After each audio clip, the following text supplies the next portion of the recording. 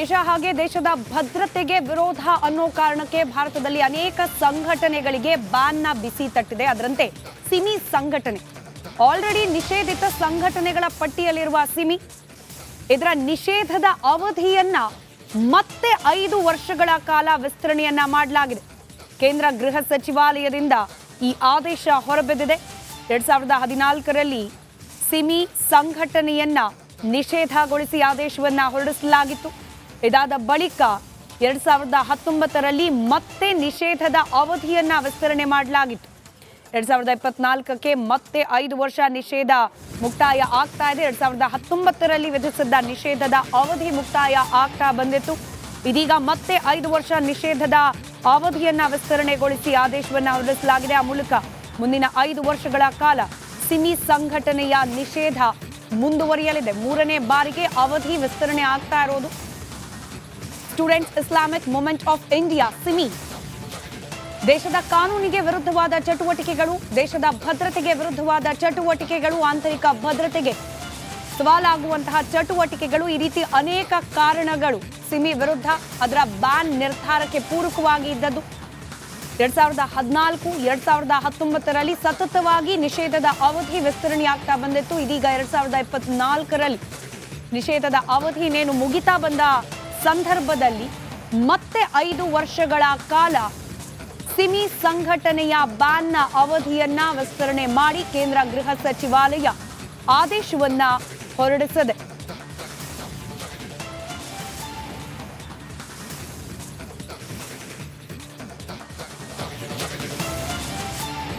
ಮತ್ತಷ್ಟು ಡೀಟೇಲ್ಸ್ನೊಂದಿಗೆ ನೇರ ಸಂಪರ್ಕದಲ್ಲಿದ್ದಾರೆ ನಮ್ಮ ಪ್ರತಿನಿಧಿ ಸುನಿಲ್. 5 ವರ್ಷಗಳ ಕಾಲ ನಿಷೇಧದ ಅವಧಿಯನ್ನ ಮತ್ತೆ ವಿಸ್ತರಣೆ ಮಾಡಿ ಆದೇಶ. ಡೀಟೇಲ್ಸ್ ಕೊಡ್ತಾ ಹೋಗೋದಾದ್ರೆ Smita, Simi student Islamic movement ಸಂಘಟನೆ ಏನಿದೆ, ಇದು ದೇಶದಲ್ಲಿ ಹಲವಾರು ಭಯೋತ್ಪಾದಕ ಕೃತ್ಯಗಳಲ್ಲಿ ಭಾಗಿಯಾಗಿರುವಂಥ ಒಂದು ಸಂಘಟನೆ.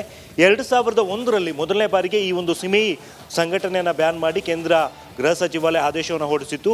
ಅದಾದ ಬಳಿಕವೂ ಕೂಡ ಈ ಒಂದು ಸಂಘಟನೆಯ ಸದಸ್ಯರು ಬೇರೆ ಬೇರೆ ರೀತಿಯ ಕೃತ್ಯಗಳಲ್ಲಿ ಭಾಗಿಯಾಗ್ತಾ ಇದ್ರು. ಅದರಲ್ಲಿ ಒಂದು ಎಕ್ಸಾಂಪಲ್ ಆ್ಯಂಡ್ ನಮ್ಮ ಬೆಂಗಳೂರಿಗೆ ಕನೆಕ್ಟ್ ಆಗುವಂಥದ್ದಂದರೆ 2010ರಲ್ಲಿ ಬೆಂಗಳೂರಿನಲ್ಲಿ ನಡೆದಿದ್ದಂತಹ ಚಿನ್ನಸ್ವಾಮಿ ಬಾಂಬ್ ಸ್ಫೋಟ ಏನಾಗಿತ್ತು, ಇದು ಸಿಮಿ ಸಂಘಟನೆಯ ಕೈವಾಡ ಆಗಿತ್ತು.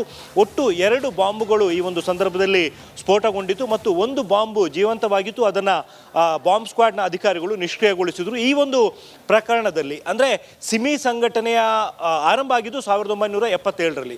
ಆದರೆ ಅದಾದ ಬಳಿಕ ಈ ಒಂದು ಸಂಘಟನೆಯನ್ನು ಬೆಳೆಸ್ಕೊಂಡು ಬಂದಿದ್ದು ನಮ್ಮ ಕರ್ನಾಟಕದ 3 ಜನ ಭಟ್ಕಳ್ ಬ್ರದರ್ಸ್, ರಿಯಾಜ್, ಇಕ್ಬಾಲ್ ಇವರೆಲ್ಲರೂ ಕೂಡ ಸೇರಿಕೊಂಡು ಈ ಒಂದು ಸಿಮಿ ಸಂಘಟನೆಯನ್ನು ಬೆಳೆಸ್ಕೊಂಡು ಬಂದಿದ್ರು. ಒಟ್ಟು ದೇಶದಲ್ಲಿ ಈ ಸಿಮಿ ಸಂಘಟನೆಯ ವತಿಯಿಂದ 56ಕ್ಕೂ ಅಧಿಕ ಪ್ರಕರಣಗಳಲ್ಲಿ ಇವರೆಲ್ಲರೂ ಕೂಡ ಭಾಗಿಯಾಗಿದ್ದಾರೆ ಅನ್ನುವಂಥದ್ದು ಮಾಹಿತಿ ಕೂಡ ಇತ್ತು.